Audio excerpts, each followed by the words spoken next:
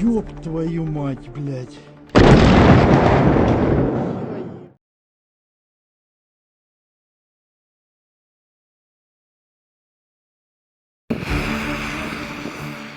Tonight, not the past, not archived footage, not a historical flashback.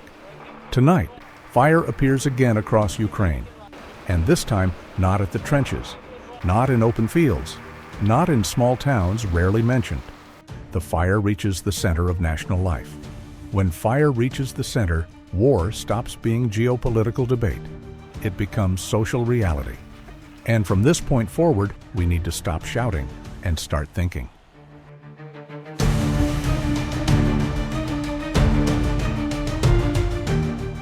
This strike did not stand alone. It is part of a pattern that has been visible for months.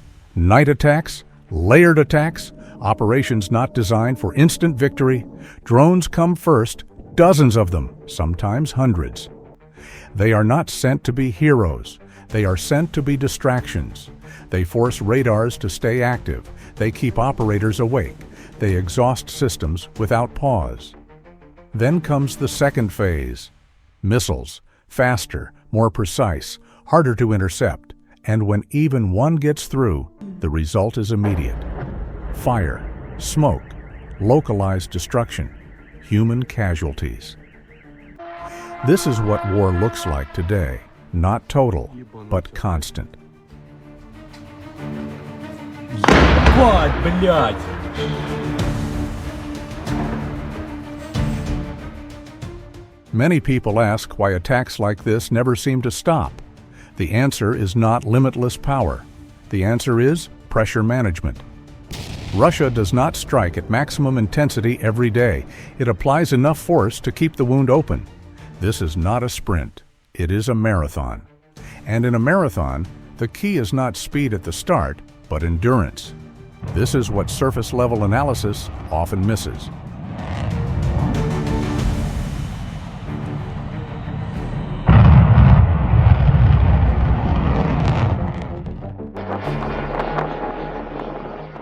Kamikaze drones are often dismissed, called cheap, called primitive. That simplicity is precisely their strength. Simple systems allow continuous production. They allow rapid replacement. They allow constant pressure. One drone does not decide a war, but 100 drones every night change the entire defense calculation. Russia understands this. It is not racing to build the most advanced weapons. It builds weapons that are sufficient and sustainable over time. In modern war, that often matters more.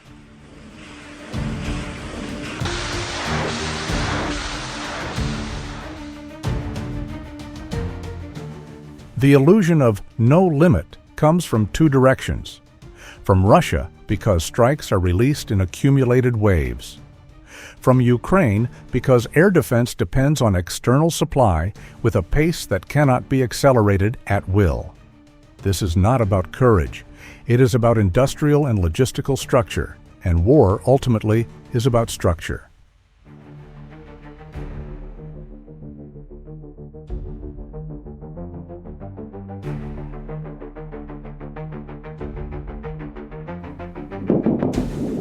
It is important to be honest. Ukraine's air defense has not collapsed. It has not disappeared. It has not failed. It is working. Without it, the destruction would be far greater. But it works according to priority logic, not empathy. It protects the core of the state, centers of power, command infrastructure, because if these fall, the state falls. This is not moral failure. It is universal military doctrine. The problem is the cost.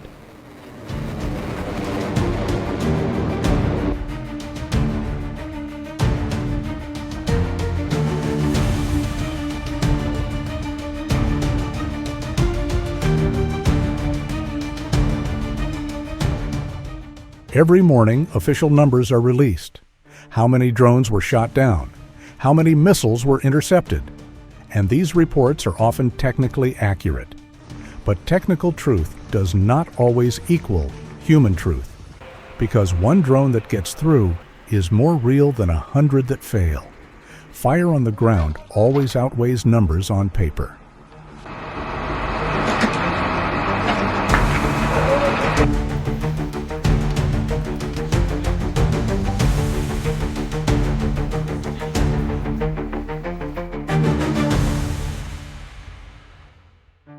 Look at the pattern of casualties: civilians, workers, emergency responders, not political elites, not decision makers.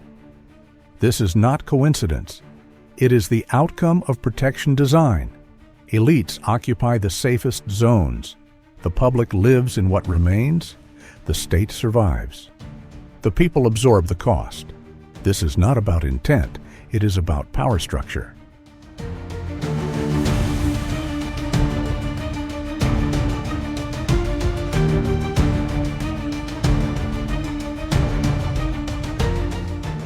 Before this war expanded nationwide, eastern Ukraine had already lived with conflict. Since 2014, this region did not separate overnight. It was gradually distanced, its language debated, its identity questioned, its social grievances reduced to security threats. For many people there, the state stopped listening long before weapons spoke. This does not justify war, but it explains tension. And without understanding roots, war only repeats itself.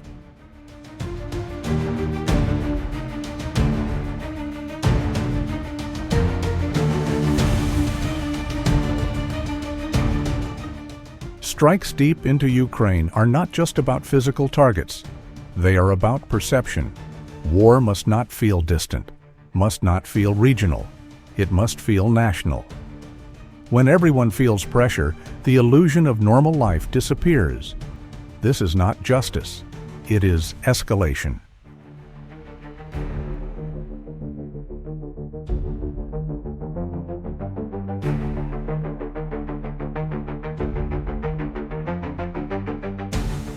Amid strategic analysis, humanity is often a footnote. States talk about territory, about lines, about future outcomes. Civilians talk about today, about tomorrow morning, about survival. War looks orderly on maps, but chaotic in real life. That is the tragedy.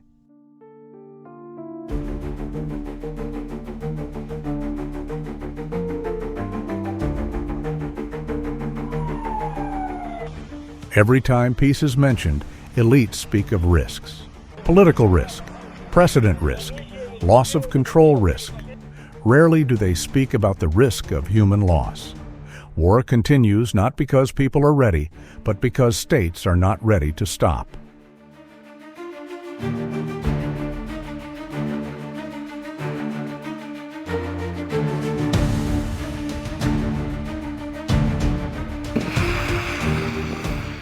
The fire we see tonight is not a technical failure, not an accident. It is the result of a system operating exactly as designed. Russia applies disciplined pressure. Ukraine defends by priority.